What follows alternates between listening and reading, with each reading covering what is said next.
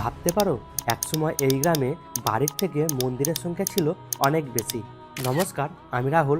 আরও একটা মিনি ব্লগে তোমাদের স্বাগত জানাই। গ্রামটা হলো মলুটি, ঝাড়খণ্ডের দুমকা জেলায় রহস্যে ঘেরা মন্দিরের গ্রাম। একসময় এখানে ছিল 108টা মন্দির, কিন্তু আজ টিকে আছে মাত্র 72টা টেরাকোটা মন্দির। এই মন্দিরগুলো তৈরি করা হয়েছিল 1700 থেকে 1900 শতাব্দীর মধ্যে।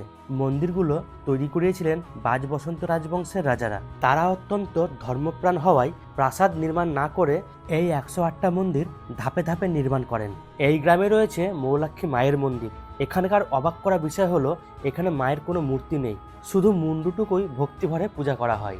আরও বিশ্বাস করা হয় মা তারার সাধক বামাখ্যাপা এখান থেকেই সিদ্ধিলাভ করেছিলেন।